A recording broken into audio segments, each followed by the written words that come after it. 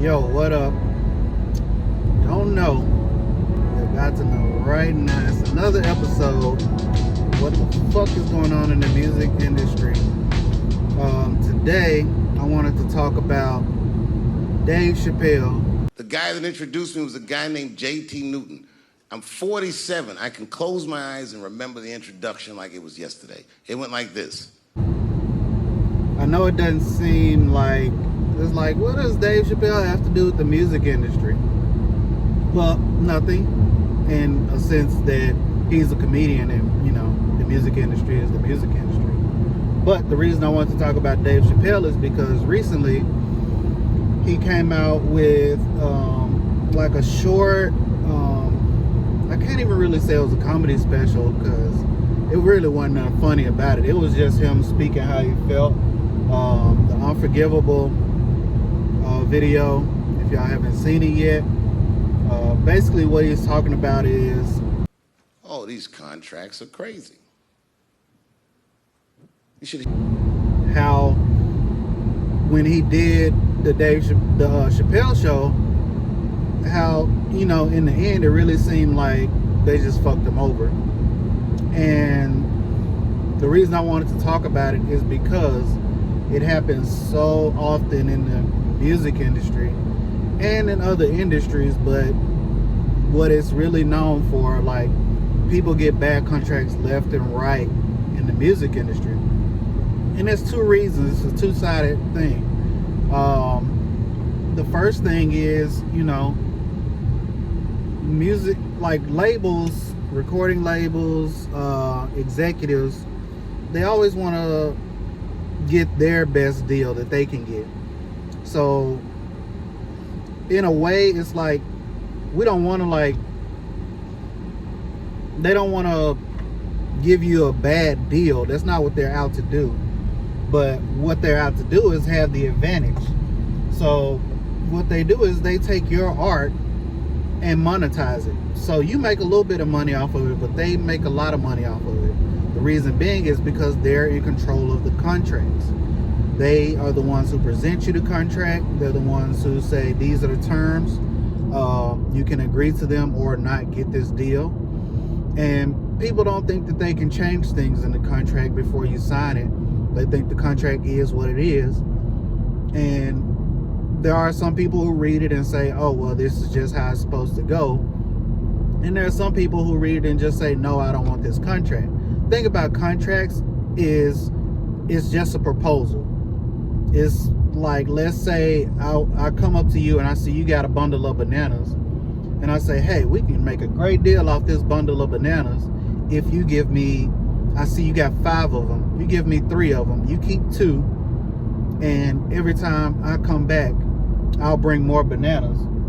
But you get 2 and I get 3 every time. You still get a lot of bananas because I'm going to do my end of the deal. But I'm just going to have more than you. But don't worry about that. That's what happens every time. And the part that people don't read is always the how long, like the terms of it. When people see in perpetuity throughout the universe. Hear the terminology they say in these contracts. To use your name and likeness in perpetuity throughout the universe. Who the fuck could possibly know what that means? Which he mentioned a lot in his special. When people see that, they don't know what that means. Nobody does. So to break it down, perpetuity, the root of their word is perpetual. Perpetual means forever, for as long as we feel like it. Everlasting is another word for it. So if you see in perpetuity on your contract, that means forever or until we feel like we don't need it anymore.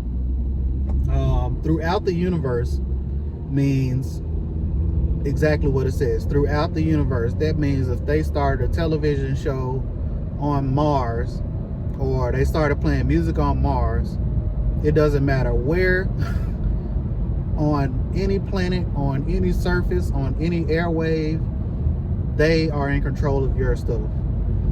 So you have to be able to break down those words, and they throw those words in there on purpose.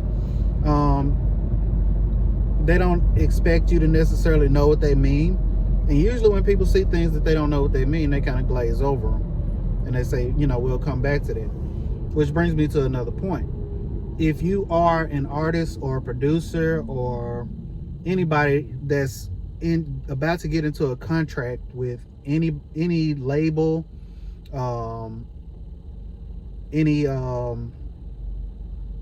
anything that's going to market your music or publishing or anything like that, the best thing to do is get you a good entertainment lawyer. Once you get presented with a contract, it's a good time to get you a lawyer, or at least a lawyer friend who, will break down the contract for you. If you're not the type of person who's going to pull out a dictionary and figure out what all this stuff means, and use context clues to, try to figure it out. Another thing we got to remember is once you're presented a contract, if they put a time limit on it, like, you got 2 days to sign this, so we moving on. Honest to God, it's probably not a good deal. It's so complicated, in fact, that when you're a kid like me, you have to hire somebody to tell you what that means. And you sit down at a table and you do the contract game. And that's how I got with Comedy Central. There is no time limit on when you need to sign things, because you need to know what it says. If they're trying to rush you through signing it or trying to get you to hurry up and sign it, that's just like taking a deal with the devil right there. This is actually how that works. And people fall for it left and right. Like every day is somebody falling for that same trick. Like I'm sure a lot of us have seen, the Temptations movie, the TV movie, and I'm the best thing ever happened to this damn group. Seeing their first deal that they had, and like somebody had talent, they had talent, somebody reached out to them, and they were happy to get somebody to notice them. Y'all ain't stupid. I'm the one selling the records. Yeah, they took their first deal until they realized how bad it was. But when you start realizing how bad it is and you already signed, it's too late. And the thing about what Dave Chappelle was talking about, he was saying that, he was young when he signed that contract with Comedy Central, and not necessarily that they are bad people, but that's their way that's how they make their money. That's where their meals come from, is signing those contracts and taking advantage of people who are looking for a way out, looking for the better thing. I don't know exactly what happened with later shows that were similar to his, like Mind of Mencia or Key and Peele, but I can almost guarantee you something similar happened, and they may have, gotten off a little bit better, But I can't fault Dave Chappelle for saying, hey, let Netflix, I want Netflix to take my show off of their channel, and preferably HBO Max as well. But HBO Max is not going to do that, because what he said was, years ago when he pitched that show to HBO, they said, what do we need you for? And that's how these executives are. They don't know anything about what the art is. They just know what the money is. And when you're not looking like the money right then, they don't know what they need you for, and they don't care what, you need them more than they need you. So they don't care so much. But there's always somebody who's gonna see the potential. That was a good thing about Comedy Central. Even though he says he hasn't gotten paid from them, even still, they just him getting that show propelled him into a new stratosphere of his career. And he's at this point, everybody recognizes the genius that he is, and how he's grown throughout these past 10-15 years. The other thing about contracts with music artists, you don't have to take the first contract that comes to you. You don't have to be the just because it looks good, just because you're getting a advance, doesn't mean you need to take it. Years ago, when I was in a contract, and the reason I say you can change contracts, they're just a proposal, is because that's exactly what I did. They wanted to give me a $10,000 advance, which isn't a lot, but considering that, nobody really knew who I was outside of my circles in Memphis as a producer, that was okay, But I told them, hey, look, I don't want the advance, because what I really want is for when I get, whatever beats I'm producing for you and they get placed, I want points on the album for my production. I want writing credits, and I want to make sure my royalties aren't the minimum that are paid. I can't remember exactly how I wrote that down, but I did have an entertainment lawyer friend help me with that. And the thing about that whole deal, it was good that I didn't take the placement. Didn't take the advance, because advance is just like a loan. As soon as you start spending that money, you automatically owe that label with interest. So a lot of times you hear about artists getting, $100,000 advance, they get $1 million advance. You realize, when you know what actually is going on, they don't get paid until that advance plus interest is paid off. So that advance is meant to be used for like stuff like studio time, music videos, promotion,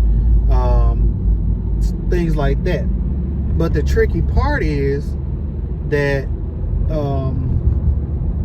the advances and everything, and what goes into promotion is, the part of that is, jewelry.